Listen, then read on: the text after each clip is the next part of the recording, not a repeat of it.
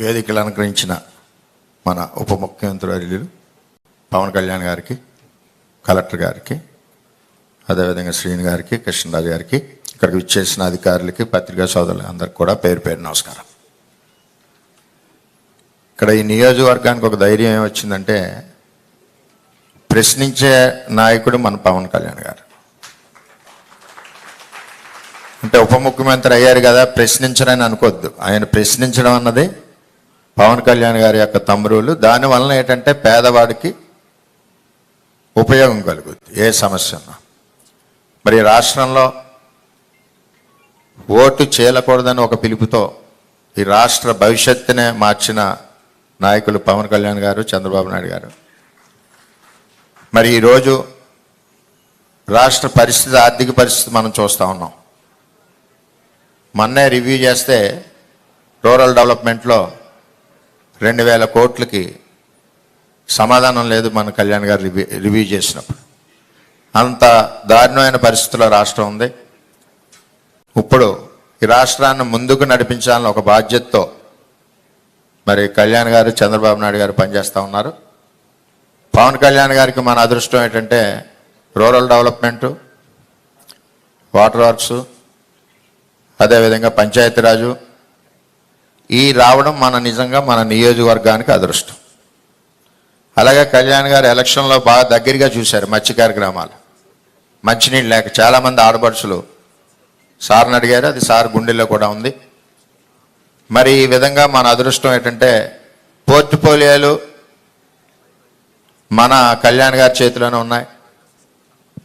గ్రామాలు డ్రైన్లు కానీ, రోడ్లు కానీ ఆశతో చూస్తూ ఉన్నాయి. ముఖ్యంగా ఆడపడుచులందరూ ఆశతో చూస్తూ ఉన్నారు.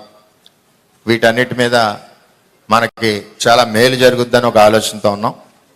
అదేవిధంగా పెన్షన్లు ఇదివరకు ప్రభుత్వం 4 నెలలకో సంవత్సరానికో 200 రూపాయలు పెంచినా అది ఉపయోగకరంగా లేకపోవడం. మరి ఒకేసారి నిర్ణయం తీసుకున్నారు, 3వ సంతకంగా 1000 రూపాయలు కూడా ఒకేసారి ఆర్థిక ఇబ్బందుల్లో పెంచడం అంటే పేదవాడి మీద ఎంత అభిమానం ఉందన్నది మనం తెలుసుకోవాలి. ఇందాక కలెక్టర్ గారు చెప్పినట్టు జాయింట్ ప్రాపర్టీస్ మీద చాలామందికి పెన్షన్లు రావట్లేదు. రెండవది, భర్త డైవర్స్ ఇవ్వకుండా కనపడకుండా పోయిన వాళ్ళు చాలామంది నియోజకవర్గంలో ఒక 100 మంది పైన ఉన్నారు నా దృష్టిలో.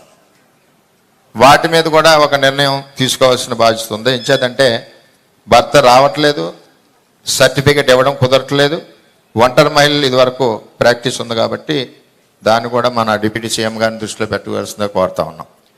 అన్నిటికంటే దారుణం ఈ 5 సంవత్సరాల్లో జరిగింది ఏంటంటే కరెంటు బిల్లు 30వ తారీఖు నాడు తీసుకోవాలి స్లాబ్ ఉన్నప్పుడు. ఆ కరెంటు బిల్ని ఫస్ట్ వీక్ 10వ తారీఖు తీసుకోవడం వల్ల స్లాబ్ లెవెల్ దాటిందని చెప్పి చాలామందికి పెన్షన్లు కూడా తీసేయడం జరిగింది.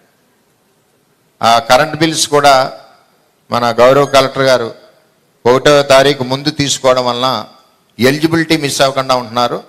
ఇంటెన్షనల్గా గత ప్రభుత్వం ఏంటంటే ఫైనాన్షియల్ బర్డెన్ పడుతుందని చెప్పి ఫస్ట్ వీక్ 7, 8 తారీఖు తీసుకోవడం వల్ల వాళ్ళు స్లాబ్ లెవెల్ నుంచి జంప్ అయ్యి ఎలిజిబిలిటీ పోతున్నారు. ఎలిజిబిలిటీ పోయాక ఆ కరెంట్ బిల్ని సరి చేయమంటే కరెంట్ ఆఫీసులోంచి 6 నెలలు పడుతుంది.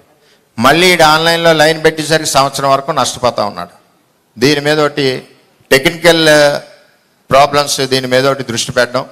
అదేవిధంగా అసెస్మెంట్లు, ఇల్లు అసెస్మెంట్లు విపరీతంగా టీపీఓకి ఇష్టం వచ్చినట్టు వేసుకుని వెళ్తున్నారు తప్పితే ఒక థంబ్ రూల్ లేదు. ఇంత స్క్వేర్ ఫీట్కి వేయాలి, ఇంత ఏజ్ హౌస్ ఉంటే వేయాలని చెప్పి ఆలోచన అన్నది లోపించింది 5 సంవత్సరాల్లో కూడా. అలా కూడా పెన్షన్లు నష్టపోతున్నారు.